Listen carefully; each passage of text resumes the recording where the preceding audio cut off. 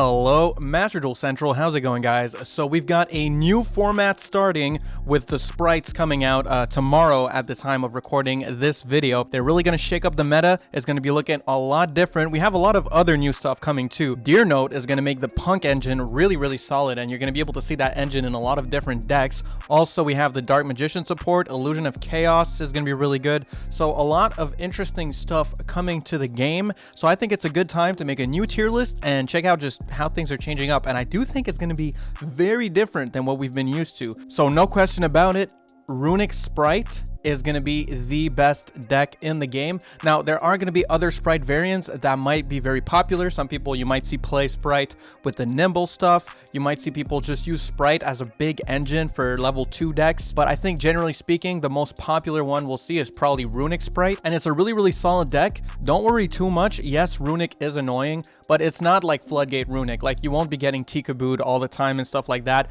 It is going to be a more combo-based deck with Runic as kind of this engine that helps with removal and drawing cards so you can get to your combo pieces. Speaking of Runic, I don't actually think that deck is going to be top tier anymore. We'll discuss where it is later, but I do want to discuss the other top tier contenders, and honestly, Mathmech is still right there on the list. It's absolutely going to be a top tier deck. I mean, it's not really going to lose anything. In TCG, while Sprite was really popular, Mathmech was also a top contender even when tier was around. So undoubtedly is going to be top tier. You can still play Mathmech and absolutely have a super solid option for Diamond 1. And it's also very budget friendly. So shout out to Mathmech. Another deck that's going to be really good still is Sword Soul. I don't know what it is about Sword Soul and Master Duel, but it just sticks around. The ability to play all those hand traps is really good for it. You can mix it with Runic. I don't think people are really going to be playing Runic Sword Soul that much now that we can play Runic Sprite.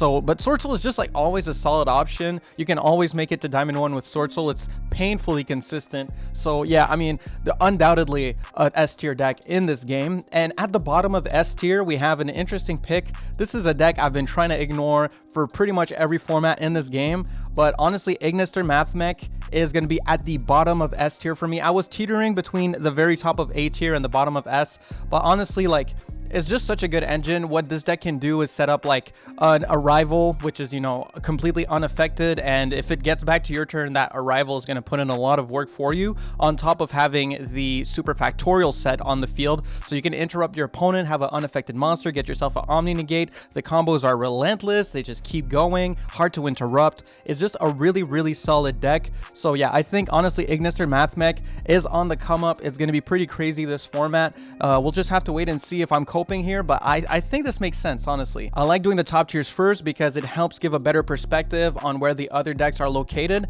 as a lot of the meta is kind of dependent on what the decks are playing against.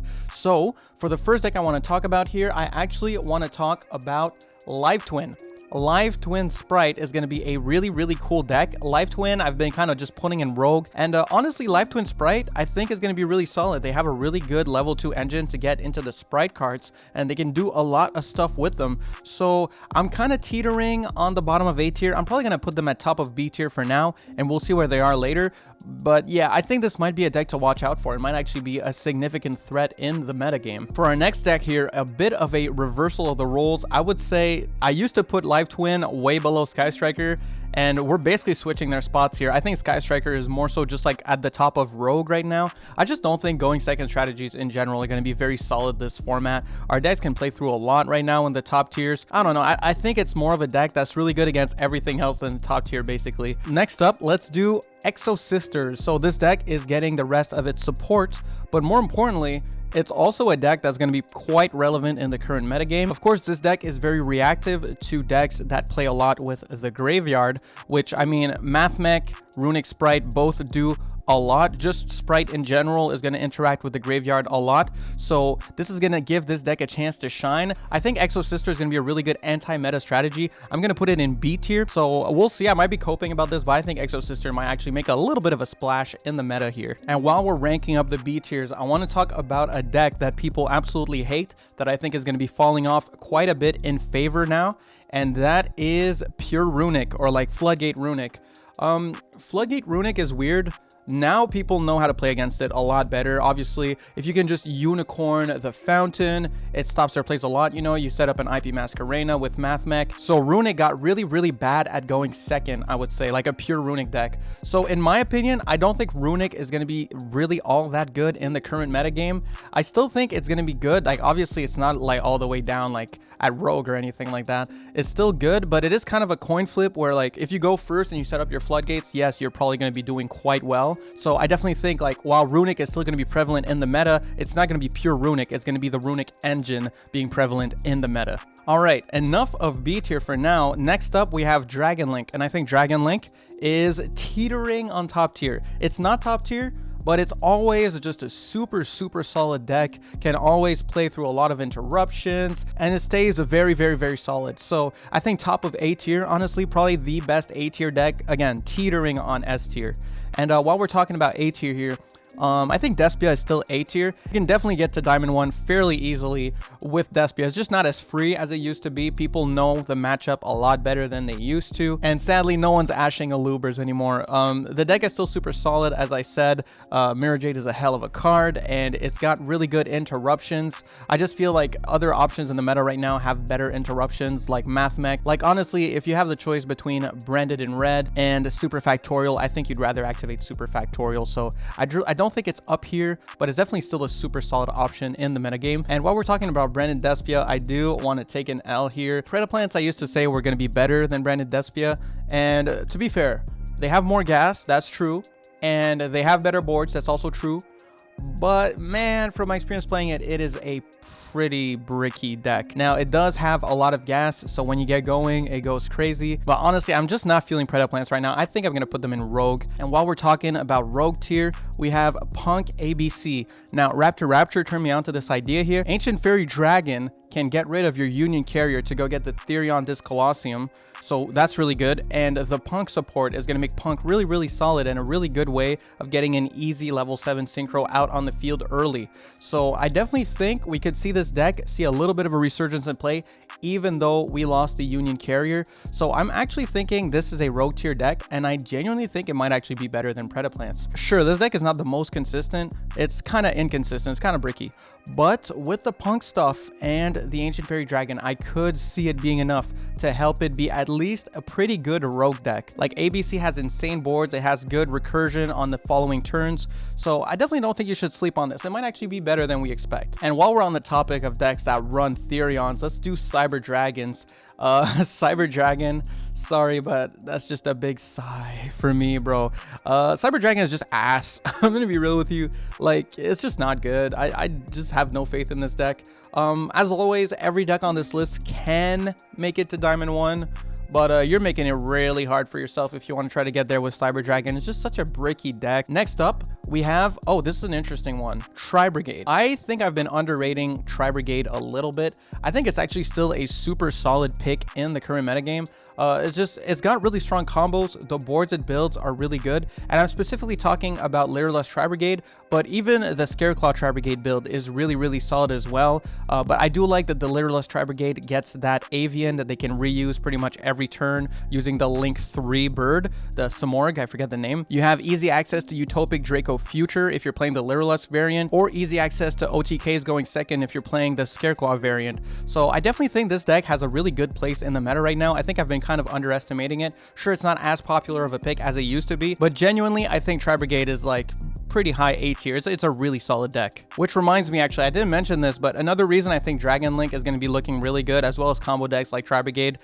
is because they're fixing the timer. Now you're going to get an extra 30 seconds on your opponent's turn and 60 on your own when it rolls back around, instead of just getting 90 when it rolls back to you. So when you're doing these really long combos and you end your turn with like 5 seconds left, at least the timer will give you an extra 30, so you're capable of using your interruptions and negates on your opponent's turn. So that's really going to help with these long long-winded combo decks. I forgot to mention that, and that's a very important point for our next deck that we want to talk about, which is Sun Avalon. So here we have a nice picture of Mr. Dry Ass, and Sun Avalon, I think now that they fixed the timer a little bit, I think we might actually see Sun Avalon and Rikas see a bit more play in the game. It's a super strong combo deck. Those first turn boards are just super scary, so I think this deck is in a really good place right now, and I wouldn't be surprised if it even went up in the tier list. The thing is, we didn't really see much of it being played in the last format, so I want to wait and see if it actually becomes more popular. But again, this is one of those decks that I could really see like going up, because technically its combos are even better than Dragon Link combos. So I'll put it here for now and we'll see what happens. And next up, we got Dinos. So Dinos, I actually am kind of chilling with right now. I don't think they're as bad as they felt in the last few formats, but I am playing a really weird scuffed version of the deck with Mathmechs in it. So a lot of people would say I'm crazy for that. People would tell me, but bro, that's ass, it's garbage, you're not supposed to do that. But I'm gonna be honest, like I got to Diamond 1 with Mathmech Dinos, and I thought it was the easiest way to get to Diamond 1 with Dinos possible. Obviously, I don't think it's like a great, amazing deck or anything, but I definitely think it's better than Rogue tier. I think it's like a B tier deck right now. Last format, I gave it Rogue, but with those Mathmech cards, it's kind of looking spicy. If you guys want to check out the deck profile for that, I have it on the channel. But yeah, Mathmech Dinos, I don't know. I've been kind of vibing. Scrap Raptor is a 1-card IP Masquerena on top of the Super Factorial when you play this version of the deck. So for me, it makes me a bit more comfortable with Dinos, and I'm willing to give them at least B tier. And obviously, they're also just really solid going second. So it's for me, I'm kind of chilling with Dinos right now. A deck that I think is really close to Dinos is actually the Drytrons. I think Drytron and Dinos are kind of in a similar place. They're both really good combo decks with like good boards, but they're not like the best either. They're not the most consistent. They're pretty easy to interrupt. So yeah, this is kind of what I'm feeling for Drytron. They both make formidable boards though, and Drytron especially makes an incredible turn 1 board. The thing is, it's also way worse than Dinos at going second in my opinion. So that's why I'm putting it under Dinos, but its turn 1 board is technically better than Dinos. Okay, and this one might be Copium actually. Since we're in this tier here, I'm gonna do Zombies, and Zombies, this might be Copium.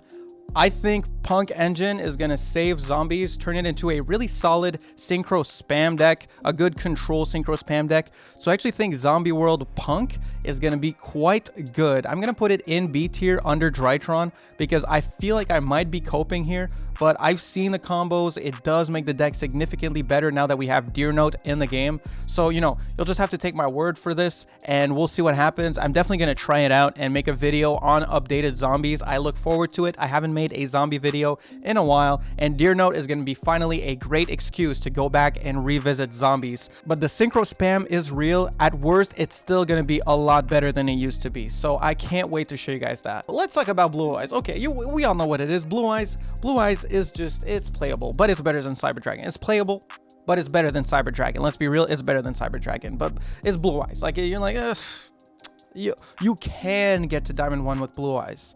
But if I were to pick an anime deck to get to Diamond 1 with, I would probably go with Dark Magician. So with the new Dark Magician support that we're getting in the game, Dark Magician is actually looking pretty solid. I'm not gonna lie, it's looking kind of nice. Like, not like B tier nice, but honestly, I think it's like a pretty high Rogue tier. Not on the level of Sky Strikers, but yeah, around the level of ABC. I think Dark Magician with the new support and all that stuff, it's definitely going to be something you can't sleep on. It already was probably the better of the anime decks to play in terms of like dual monsters anime decks. So yeah, Dark Magician might be low-key kind of nice. Anyway, moving on here, we've got just Punk Adventure. So Punk stuff is going to be good in the game. Punk is just a really good synchro spam deck. Deer Note kind of saves the deck. You can run it with Adventure. The thing is, we don't have Halka Fibrax, so the deck is not going to be looking nearly as good as it did when it was good in the TCG, but it's still a good deck anyway, so I'm definitely not going to say it's going to be bad or anything. I'm just not sure if it's really going to be like an A tier deck. For now, just to be safe, I'm going to put it down here, probably like right above Runic, like regular Runic. I do think it's going to be a good deck, and I might be wrong about this too. It might be even better than I think. Okay, next up, let's do a deck that I thought was practically top tier last format, and my opinion of has sadly fallen down quite a bit. Now I think Adamancipators is the bottom of A tier. Adamancipators is crazy. It pops off. It goes insane. It goes nutso butso mode.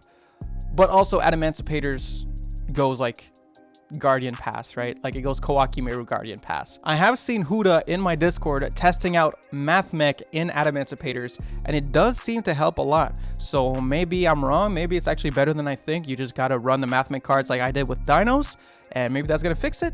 But for now, it's just looking just a tad too inconsistent for the top of the top. It's still super solid. You'll absolutely get to Diamond 1 with this deck, but it's just not looking quite on this level, you know? Now, a deck that actually went up instead of down on my tier list with a new support, and this is just me talking out of my ass based on what hero players tell me, because I don't know very much about heroes, but from what I understand, with the new hero support, heroes are now not rogue anymore. Now, I'm kind of mixed on that, so I'm just gonna put it at the bottom of B, and we'll see, okay? I'm very mixed on that. We'll just have to wait and see, but supposedly this new hero support does all the difference. Let's do Labyrinth. So Labyrinth, still a really solid trap deck, still really good.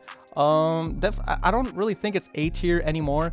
I think honestly a trap deck like Labyrinth is probably just right here, right above Dinos. It out resources you very quickly, but it also gets out resourced super quickly. So I'm kind of mixed on this. Also going second, it's quite bad. So I'm just gonna put it here. I think that's a pretty fair spot for it. All right, next up here we have Scareclaws. So Scareclaws, I think, is just kind of a rogue deck. I'm speaking mostly about like Adventure Scareclaw, and I still think it's really good. I think it's better than Predaplants. The board is not as well. You know what? I feel like just for consistency, it's probably like. Yeah, it's probably like a high rogue tier. Like, it's a good deck. It's good. It's not bad. And the OTK potential going second is really nice. Like, it's a deck that can make a good board going first and OTK pretty easily going second. The thing is, sometimes, you know, you'll just pass on a Griffin going first. Or, you know, you won't get, like, quite the interruptions you want because it's extremely hand dependent. It's not inconsistent because a lot of the cards are, like, every Scareclaw is basically a very basic combo.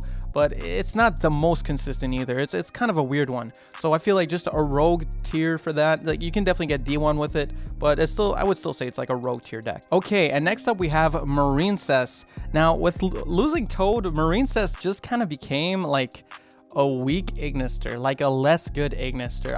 I'm not super vibing on this deck. That spell Trap Negate is pretty solid though. It's probably better than Dark Magician. It's maybe top of rogue, I would say, but I don't know, you just don't really see much Marincess anymore because losing that Toad, losing that ability to set up really solid interruptions made it kind of a lot weaker. You know, it completely loses to a single copy of Goddess. That trap is really good, but you know, they just don't have that many interruptions going for them. I think some people have started like running Kairyushin in Marincess, which that sounds like copium to me. And speaking of Kairyushin, that's also like, that's down here. That's Kairyushin Umi control, that's down here. That's no, it's not very good. It's not very good. Next up, let's do Salads. I think Salads is like pretty much the same as it was before, like pretty low B tier, probably still better than Heroes, you know. It's Salads. I mean, honestly, you're better off just running a couple of salad cards in like Mathmech. Running pure salads just seems like copium to me. Like, why are you even running pure salads? Just play Mathmech with some salad cards, worst case scenario. Dinomorphia probably around here, honestly, like right under right under Dinos. Dinomorphia is weird. It's just like you're putting yourself at such a risk, and it's just not a super popular deck because it doesn't really have a good crackback. If your opponent starts to get even a little bit of an edge in the duel, your life points are probably already at like 250, and it's just so easy to close the game. Of course, it's still Dinomorphia, and they can get super strong control of the game, and it can be really hard to play against. So I'm not like sleeping on them or anything. Also, they have that weird combo with Zark that's pretty annoying. So I mean, I don't want to say the deck is bad or anything. I just feel like it's a B tier deck, probably under Dinos, just because Dinos are a lot better at going second. Next up, let's do Numerons. And Numerons, I don't know about that, bro. I feel like going second decks are already kind of iffy right now. And if I was to pick one, I would probably pick Sky Strikers.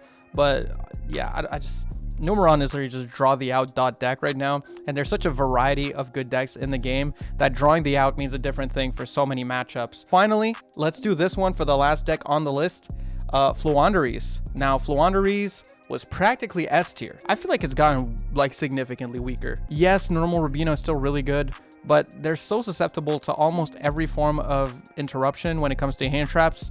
Of course, they can kind of like tag out with their flash spell if they have it, but I don't know. It's somewhat bricky. It's somewhat inconsistent. It's pretty fragile, and D-Shifter doesn't really do that much in the current format, I would say. So I'm not exactly sure where to put Floowandereeze. I just don't think it's that. I don't think it's an A tier. I don't even think it's high B. Like, it might be like mid B. Pretty much the same tier as Runic. It's arguably even worse at going second than Runic. Maybe better at going first, because Runic, you kind of need to draw into your floodgates. It's kind of like a just draw the floodgate type of deck. Yeah, I guess I'm gonna put it under Runic. They're pretty similar decks, you know. They're both decks that like are kind of like just better have it, you know. They're both like better have it. You better have what you need to play against this. Floowandereeze, like oftentimes if they have to go second, they better draw into D-Shifter, and it better matter, because if not, they're just gonna lose the game. And Runic, well, I feel like at least they have some good like pops, and they can force interruptions going second. They have Amano Iwado, that's really solid. So I do feel like they do have a better going second turn, which is why it puts them over the edge. I just really don't think these decks are that good anymore. But we'll see. I might be wrong. Might be coping. Maybe actually Floowandereeze is still insane. But I don't know. I'm just kind of doubting it. That's going to be it for my tier list, though. Let me know what you guys think. I think, like, obviously we have a lot of B tiers. But, you know, I wanted to try to have less tiers in this list, because I notice, like, sometimes I have, like, a bit too many tiers in my tier lists. And let me know what you guys think. Like, am I crazy? Is Adamancipator better than I think? Should Dragon Link be top tier? Like, just let me know what you guys think in the comments. I'm really interested in reading them. I like the discussion. That's what these tier list videos are for. And, yeah, make sure to subscribe. We're trying to get to 10,000 subscribers by the summer, and I'm pretty sure we can do it. Make sure to like and comment too. It helps the channel tremendously. Huge shout out to my UCT tier members. That would be Raptor, Bonkerman for 20, Dad Dude Joey, Huda Bam Me, Right Toast, Brett Webster, Hit or Miss JT, and hopefully many more. That's gonna be it for me though, and I gotta go. You know, peace.